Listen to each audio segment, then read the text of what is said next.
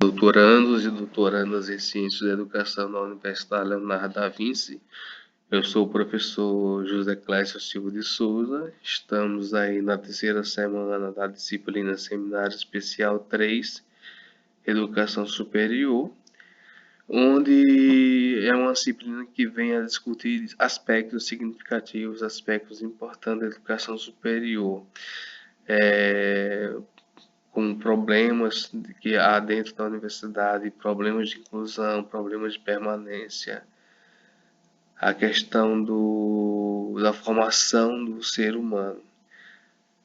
Antes de mais nada, de continuar, eu quero pedir desculpa se em algum momento eu parar um pouco de falar devido a um problema agora recente na última quinta-feira de saúde.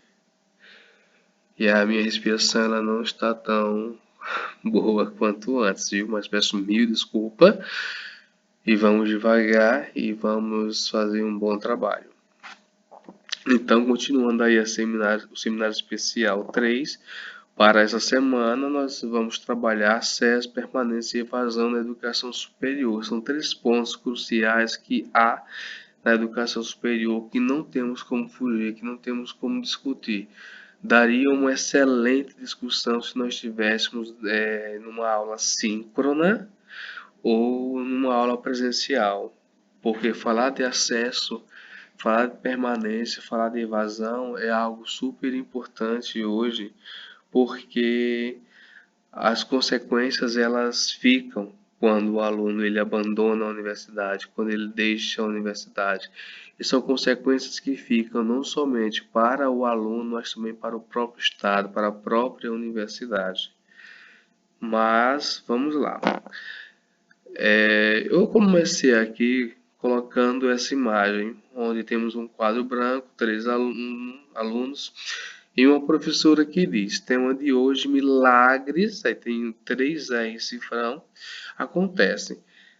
Dá a entender que quando essa frase ela foi escrita, subentende-se que o milagre acontece somente através do capital.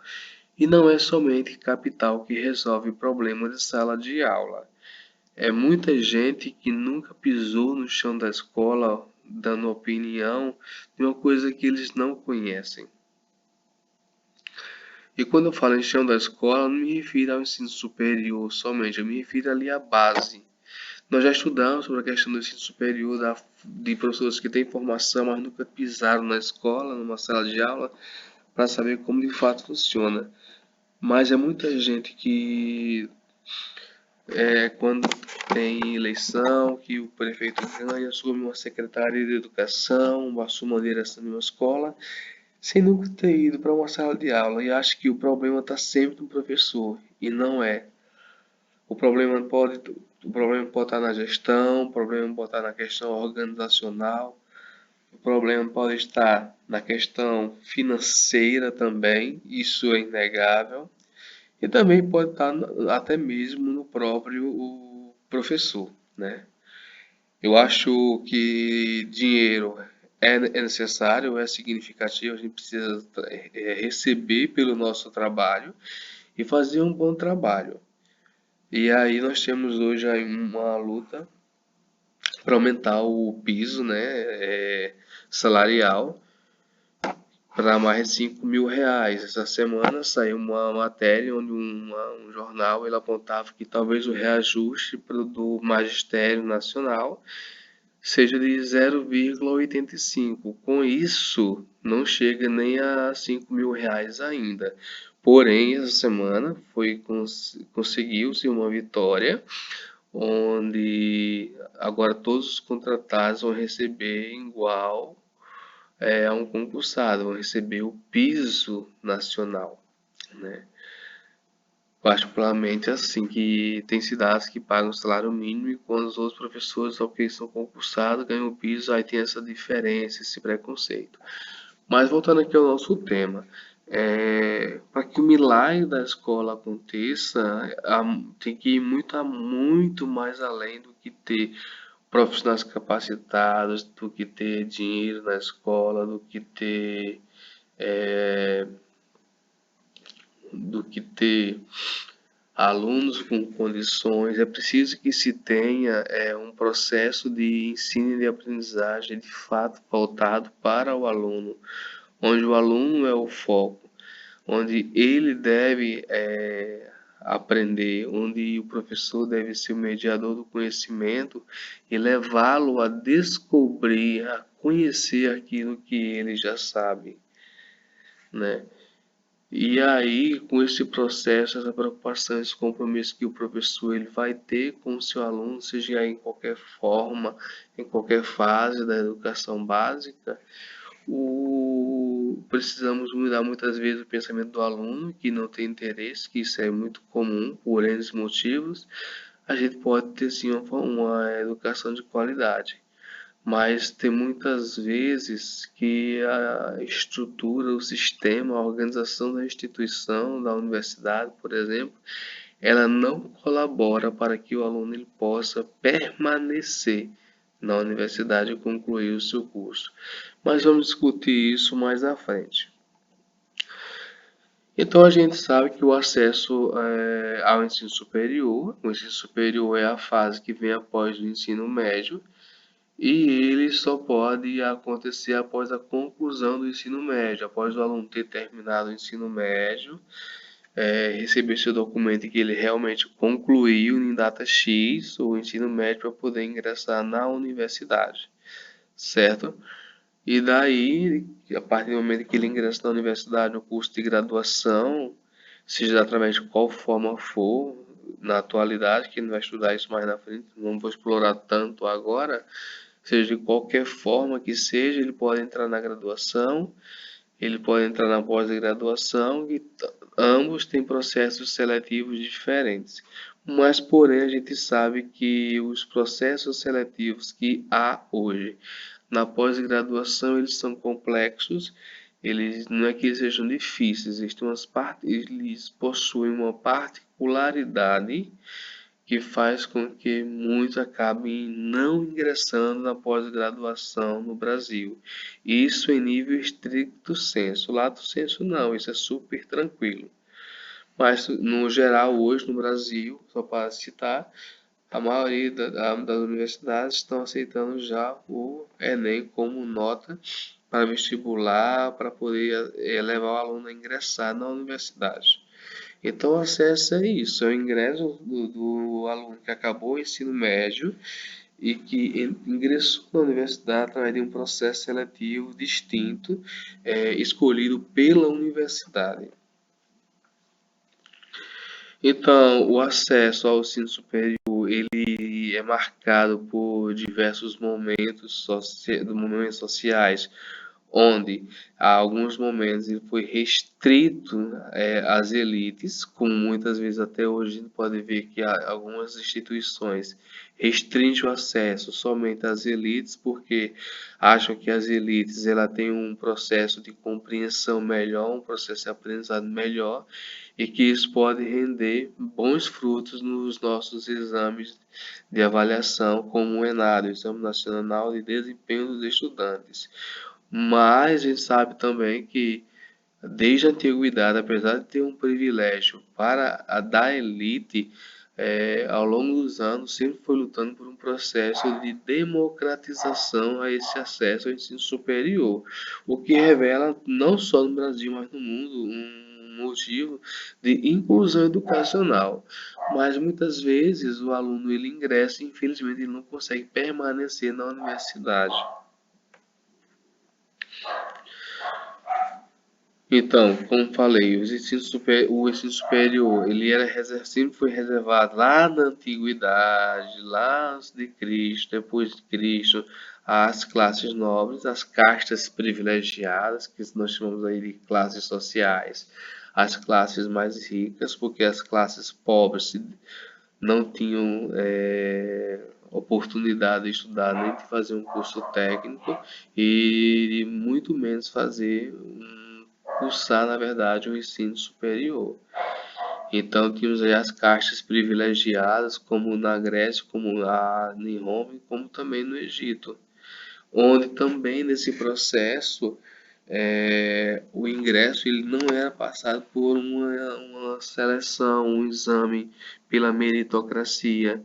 Havia aí fatores como questão de economia, se a pessoa tinha condições financeiras, qual o seu status social, para poder cultural, para poder ingressar na universidade. Qualquer pessoa que fosse fora desse padrão não conseguiria ingressar.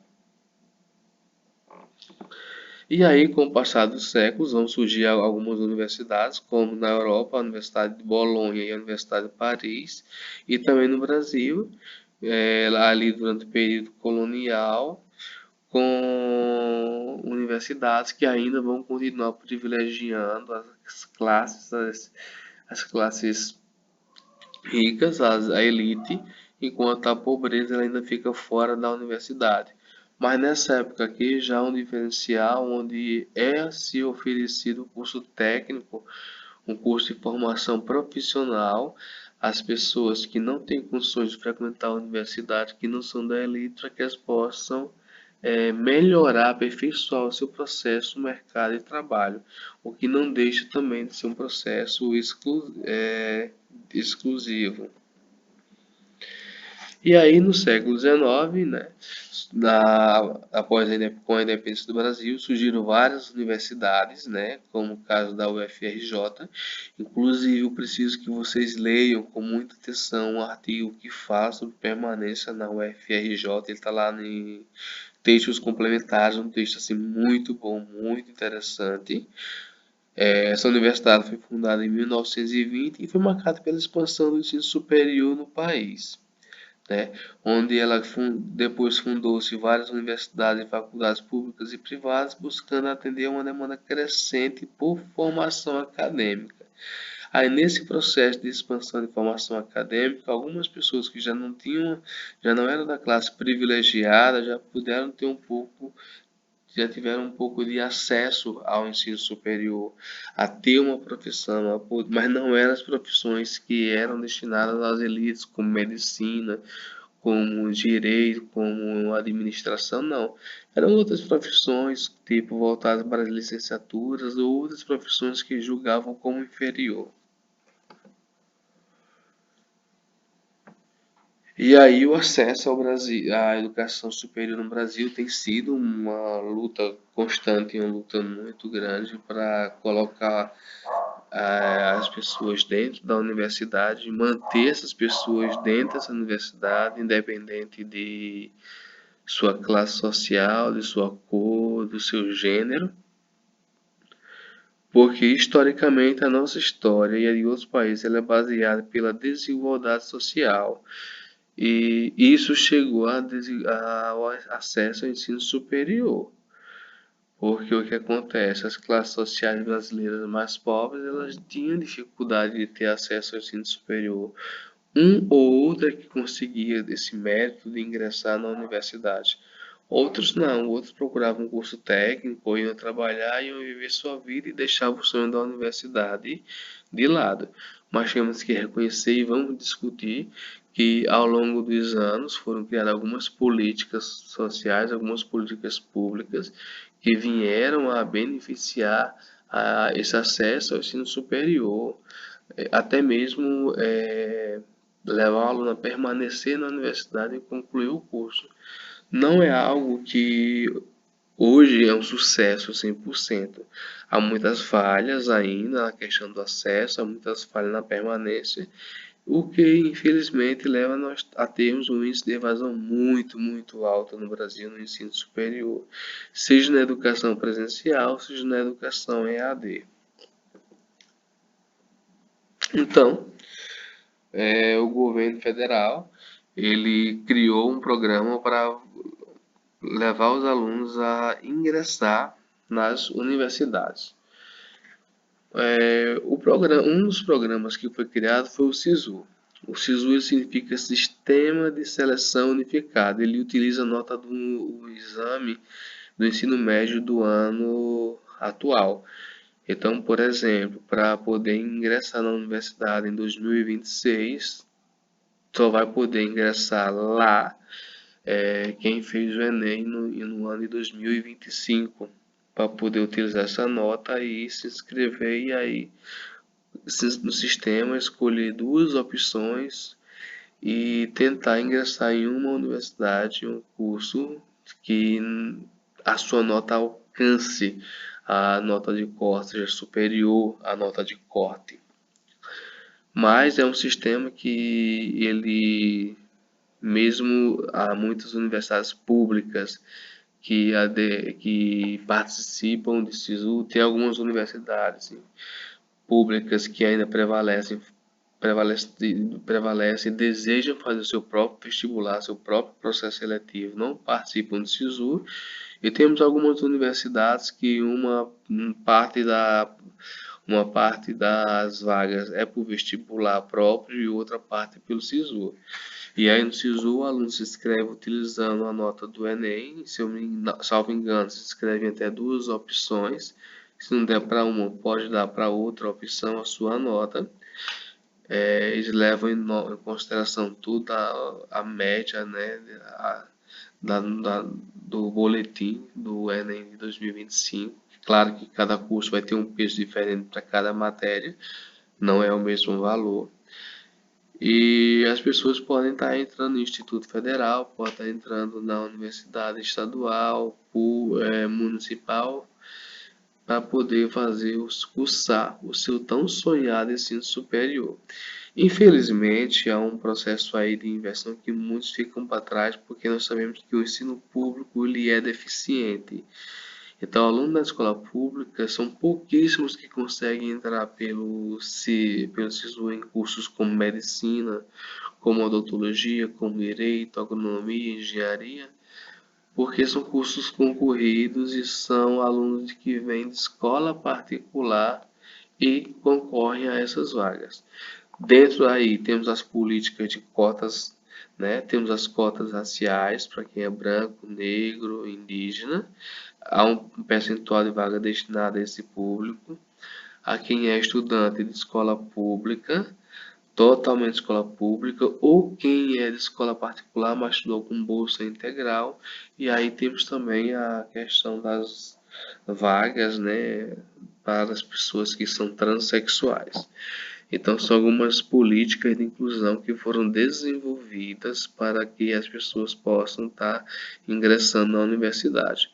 O Programa Universitário para Todos, o ProUni, ele é um programa que funciona basicamente igual ao SISU, só que no caso do SISU, do ProUni, ele oferece bolsas de estudos de 50% a 100% nas universidades privadas, só nas universidades privadas, que ele é exigido que o aluno também tenha feito o Enem, que ele seja de baixa renda, tenha aí uma pontuação mínima para que ele possa estar ingressando na universidade.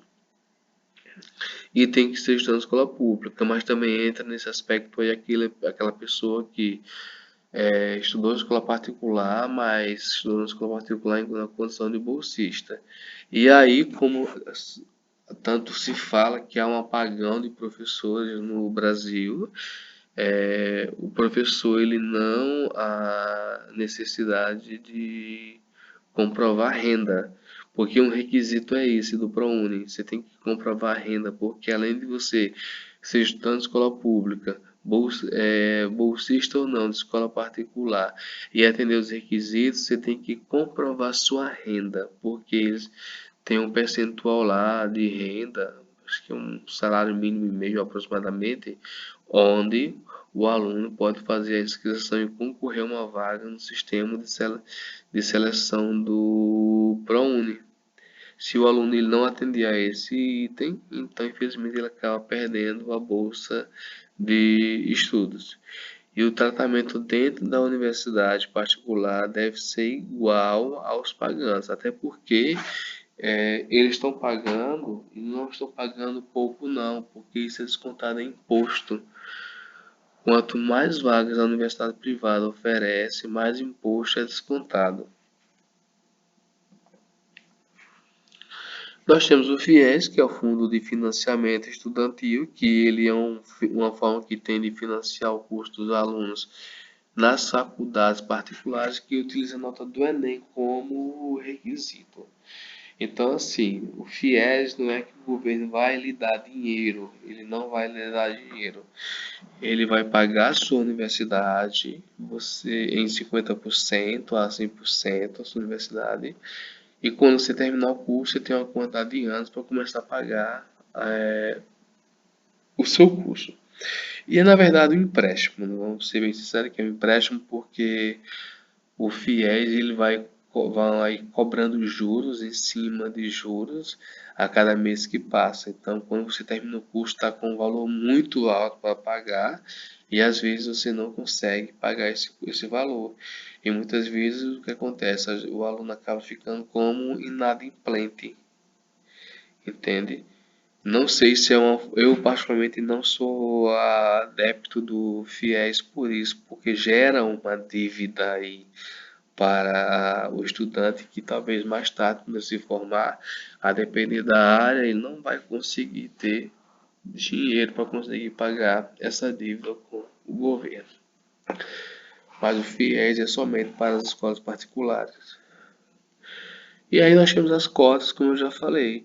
As cotas são as políticas afirmativas de inclusão para aquelas pessoas que foram historicamente marginalizadas, onde ela vai reservar uma quantidade de vagas dos estudantes do ensino médio, que é para de baixa renda, para quem é de baixa renda, quem é preto, quem é pardo, quem é deficiência, atualmente quem é trans, para poder ingressar na universidade. Então, quando você vai se inscrever ou no SISU, ou no ProUni, enfim, de qualquer forma, ou no vestibular comum, tradicional, você vai poder concorrer à ampla concorrência. A ampla concorrência são todas as pessoas que nós vamos falar assim, que não tem nenhum tipo de, que não são vítimas historicamente de nada, né? Que não são negras, que não são pardas, que não são índios. São pessoas que, vamos falar assim, utilizar o termo, pessoas que não são discriminadas, digamos assim, né? Ou tido como comum, né? E aí então, no programa de ações afirmativas, hoje quando você vai pegar para a gente olhar o edital de um processo seletivo para ingresso ao ensino superior, seja presencial, seja EAD, você vê lá um monte de opção de cotas. Aí tem lá cotas para negros, aí tem cotas para negros e indígenas, para quem veio de escola pública e também para quem veio de escola privada na condição de bolsista. Aí tem as vagas para pessoas com deficiência, tem as vagas para as pessoas que são transexual, que agora é as universidades já estão aderindo a essa nova cota também. E aí tem as cotas de quem é somente de escola pública ou de escola privada, mas estudando escola privada com bolsa, mas de baixa renda. Ou seja, é a forma que eles acharam de incluir esse grupo de pessoas que foram marginalizadas ao longo do tempo para tentar reparar uma dívida histórico-social que nós temos com esse grupo. Porém, Clécio, enquanto profissional, acredito muito que não seriam as cotas que vai resolver esses problemas. Por quê? Esses estudantes, preto, pardo, indígena, trans, eles conseguem ter uma inteligência, eles conseguem ter capacidade de concorrer para as vagas de ampla concorrência. Particularmente, eu tive o caso de um aluno meu na educação básica, que ele terminou o ensino médio, ele era pardo, na hora foram fazer a inscrição para ele, não marcar a opção de pardo, colocar como ampla concorrência, e ele passou em primeiro lugar aqui para o curso de Engenharia Elétrica no Instituto Federal da Bahia do Campo de Paulo Afonso, entre outros que não escolheram as cotas e foram para ampla concorrência. No fundo, as políticas das ações afirmativas, ela tem um cunho ali de de dizer assim, ele não tem condições de concorrer com os demais, então vamos separar essas cotas para eles poderem concorrer, mas são coisas do sistema que estão e não estão explícitas, estão implícitas na verdade, mas que de certa forma colocam. E aí essas pessoas elas não conseguem também muitas vezes permanecer na universidade porque não tem condições, não tem dinheiro. Tudo bem, eu ingressei na universidade, vou fazer engenharia, vou fazer matemática, história, direito. E como é que eu vou me manter? O que é que eu vou fazer agora? Esse é um problema que a sociedade, que o Estado ainda precisa resolver. Temos ainda o vestibular tradicional, como já falei para vocês, aquele vestibular que tem universidade que faz uma temporada. Aqui nós temos a Universidade do Estado da Bahia que faz 3 dias de, de vestibular, agora diminuiu para 2 dias o vestibular. Temos as privadas que faz um dia só de vestibular, uma tarde, e as universidades de educação à distância fazem o vestibular online, né, através de um sistema lá que eles desenvolvem, o aluno faz a prova lá online, acabou, sem ter a necessidade de fazer uma prova presencial, somente com algumas questões objetivas ou redação. E temos o ENSEJA. O ENSEJA, ele é o Exame Nacional para Certificação de Competências de Jovens e Adultos, que é para aquelas pessoas que têm não tiver acesso ao ensino regular na fase adequada, então eles fazem o ENSEJA, atingiram a nota do ENSEJA, eles são aprovados no ENSEJA, concluem o seu ensino médio e aí então eles podem utilizar também a nota do ENSEJA para poder ingressar na universidade. É uma outra forma de ingresso. E aí, nos últimos anos, foram sim implantados alguns programas de acesso ao ensino superior, como ProUni, como FIES, como ICEJA, como o SISU, mas são programas que possibilitam sim o ingresso ao aluno na universidade. Mas eu pergunto, e quem vai mantê-los na universidade? Há políticas para poder manter esses alunos na universidade? Há bolsas para manter esses alunos na universidade? Até porque geralmente as bolsas, quando surgem nas universidades públicas em especial, eles vão lá para um quesito de nota, um conjunto de requisitos que muitas vezes é aquele estudante que veio de escola particular que acaba ficando com essa bolsa. E quem não está nesse patamar, infelizmente, ele acaba ficando sem bolsa. Não adianta a gente tentar negar. Quem faz a educação é o aluno, mas a educação privada ela tenta preparar melhor o seu aluno para a universidade do que a escola pública. A escola pública ela é muito deficiente por N motivos. Eu poderia passar aqui para você horas e horas falando sobre os motivos do motivo de muitos alunos da escola pública nem sequer pensar em frequentar uma universidade, porque para eles é muito, muito difícil de ingressar. E se ingressar, é difícil permanecer. Então, e a questão apesar dos avanços na questão do ensino superior, é preciso que se desenvolva uma mobilidade social e uma inovação de crescimento sustentável, que se criam programas de os alunos cotistas eles vão ter um programa que eles vão receber uma bolsa, não sei, de 200, 300, 400 reais por mês para tentar pagar sua passagem, comprar suas xerox, comprar suas apostilas, mas eu não defendo o privilégio de que essas políticas elas sejam elas sejam exclusivamente para esse público de cotas, né? Eu defendo que seja criado um programa de bolsas, um programa de fomento, onde a quantidade de bolsas ela seja maior, que possa atingir a toda uma turma, por exemplo, de um curso de direito, de um curso de medicina ou algo do tipo. Dessa forma que eu estou me referindo. para não dar privilégio àquelas pessoas que entraram por cotas, porque quando elas entram por cotas em uma universidade, elas já são vítimas de discriminação.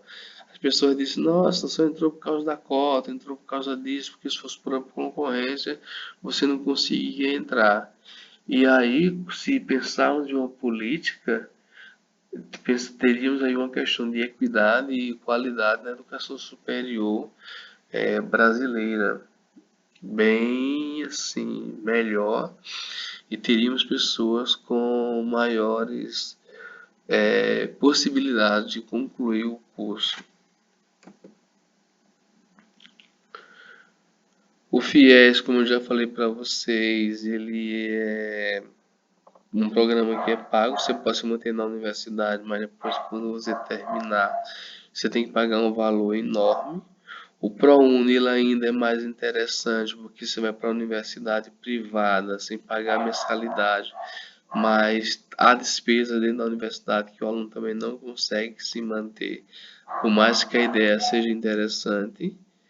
Então, manter esses alunos, seja do SISU, do ProUni, do FIES, do Enseja, eles dentro da universidade ainda é difícil, muito, muito difícil mesmo, porque a universidade exige gastos internos e muitas vezes as famílias são os estudantes são famílias carentes que não têm condições de manter o filho na universidade.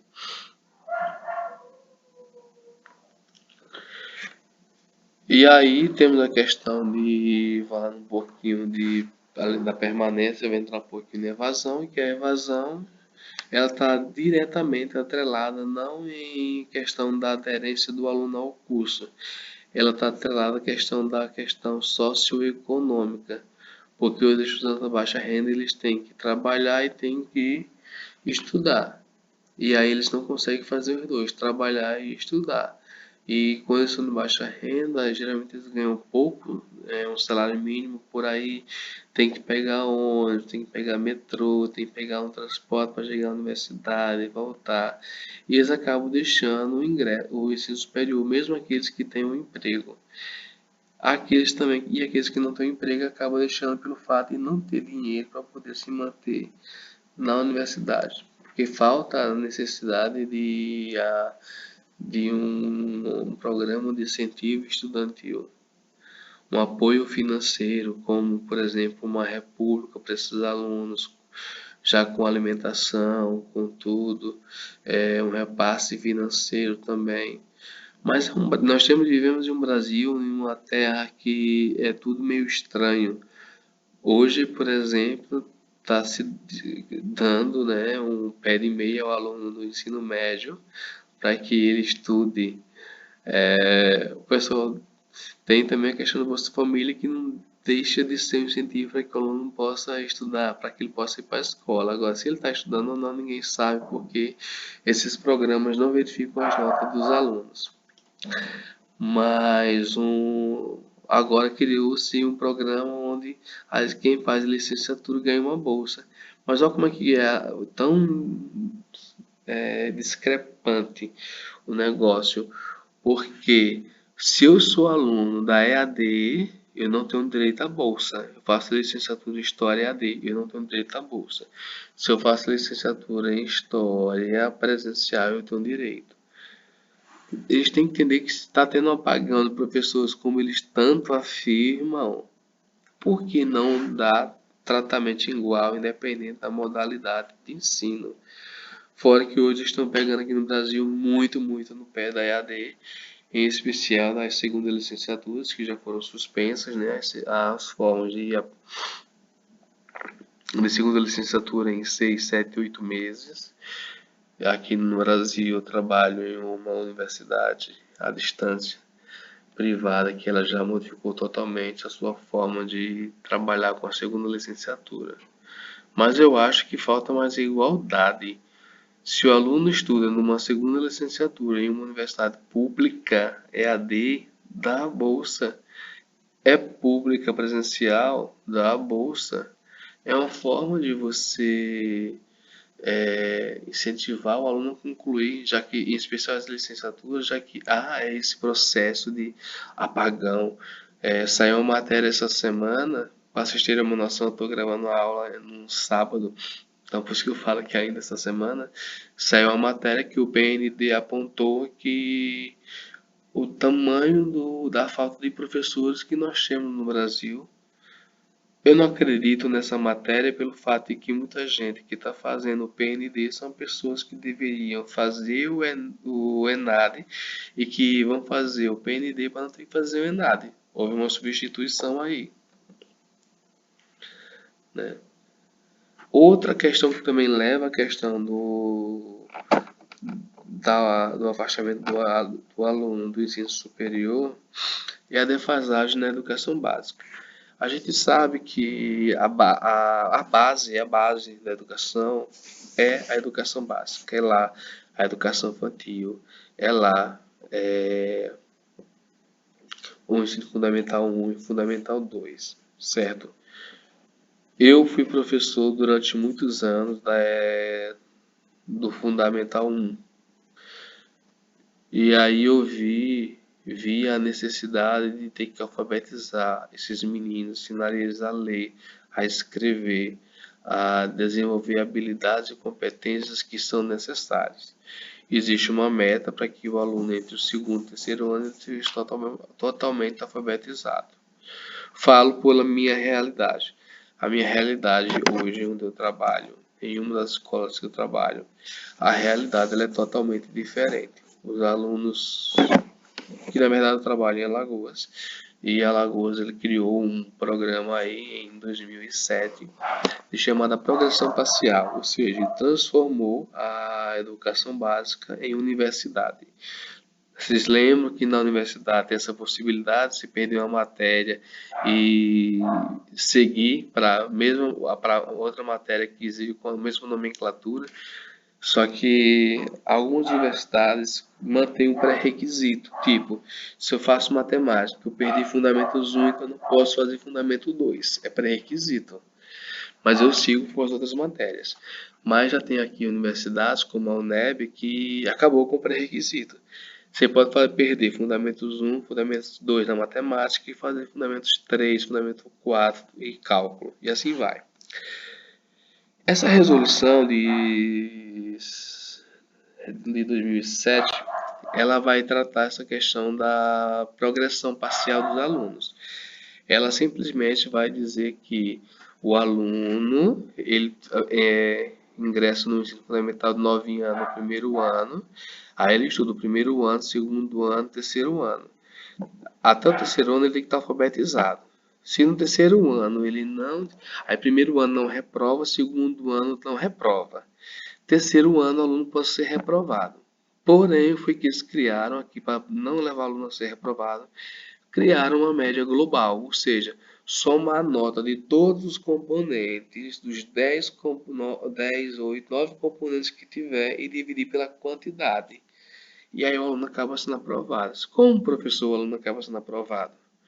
Ele acaba sendo aprovado pelo fato de que se ele tirou um 4 em matemática, mas tirou um 10 em ensino religioso, tirou um 10 em arte, tirou um 10 em educação física, essa média cobre. Então ele vai para o quarto ano. E muitas vezes sem saber de nada. O quarto ano não reprova, quinto ano reprova. E aí há uma briga novamente, média global, e o aluno acaba não sendo reprovado. Ele chega no Fundamental 2, sexto, sétimo, oitavo e nono ano.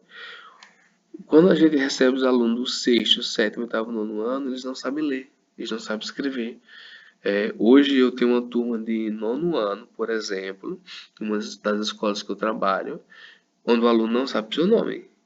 Ele não sabe escrever seu nome. E aí, quando eu questionei como é que você veio parar no nono ano, ele olhou para minha cara e disse: a professora de português e a professora de matemática me passaram.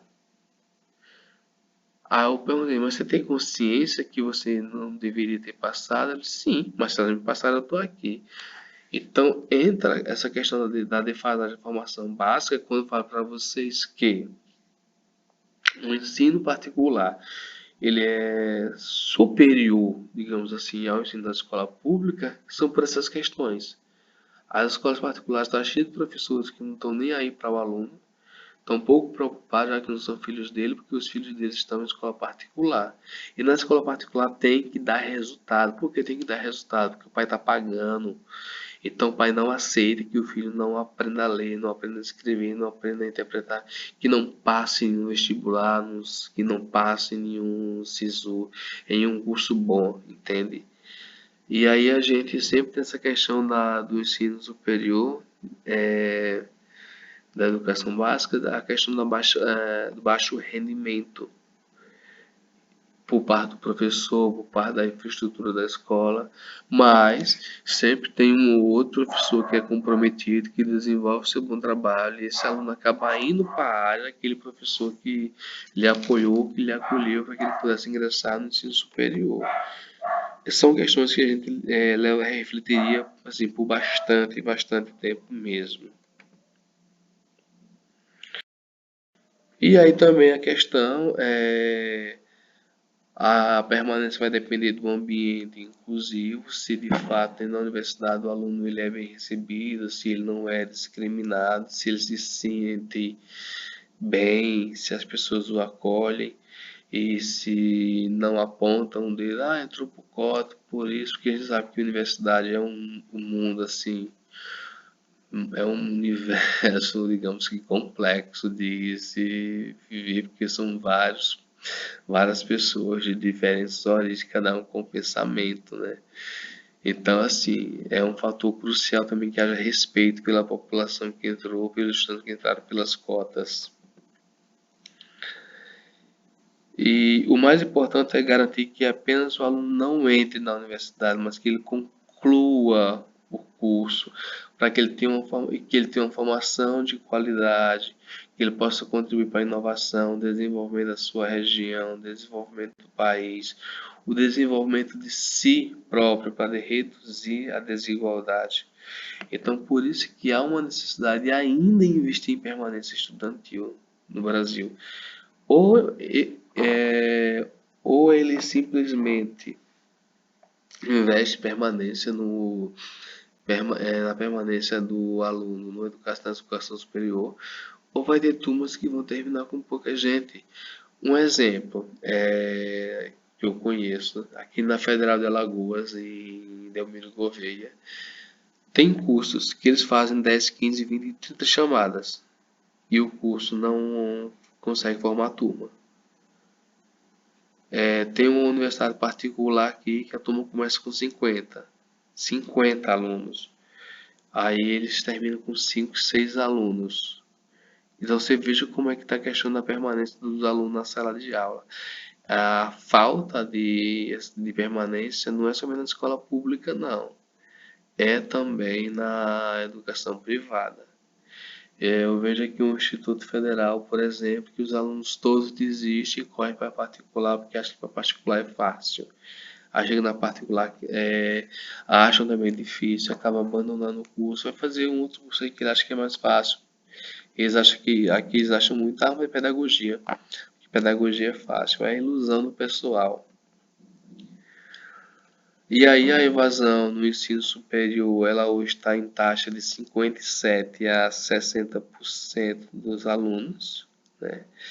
Uma das principais causas são a questão financeira, a necessidade de conciliar o trabalho com o estudo e a falta de vocação para o curso, a desmotivação e desinteresse e problemas logísticos de moradia e transporte, que nós já discutimos sobre isso. Aluno que mora longe, aluno que trabalha, aluno que não tem emprego, a questão talvez da, de um tratamento inadequado dentro da universidade, isso leva o aluno a desistir, a desmotivar, e também a questão da não identificação do curso, devido muitas vezes na minha a metodologia do professor, como eu já falei para vocês, o aluno sabe, o professor sabe, perdão, mas ele não sabe como passar esse conteúdo.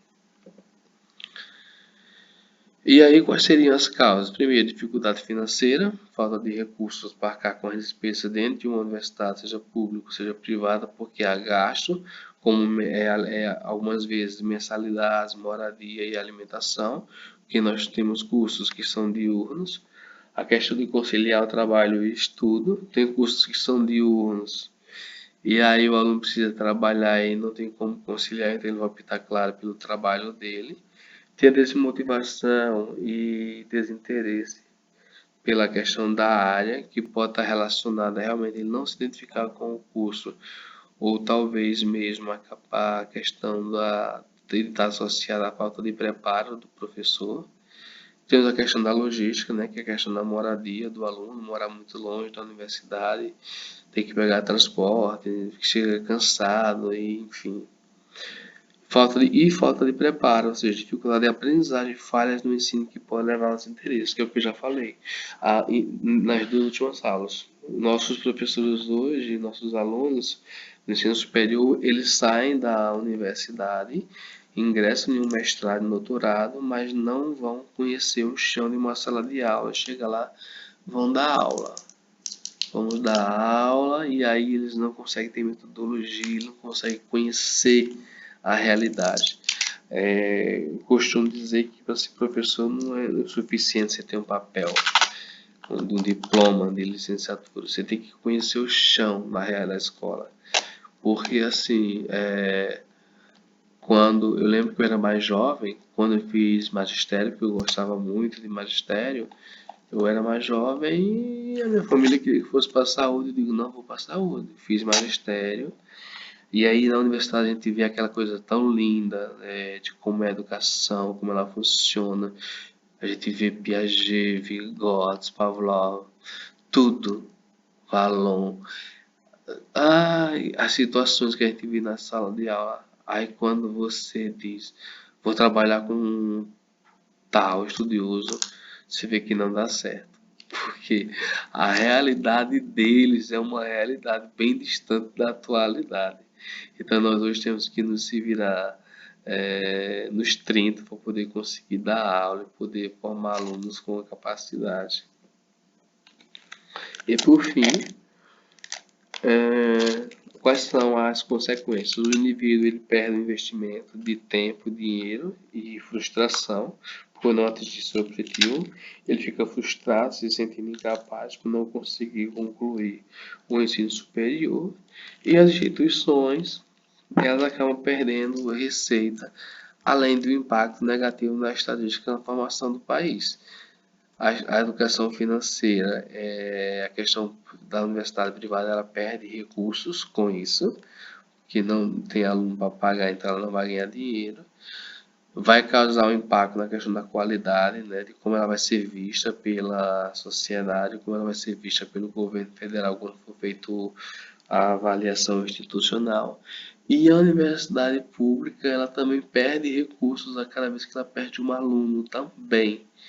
E também ela fica sendo mal vista em questão de qualidade, que quando fala, faculdade tal, não, gente, ali é ruim, ali não dá certo não. Então, pessoal, é isso. Eu espero que tenha dado para compreender essa discussão sobre evasão, permanência e acesso.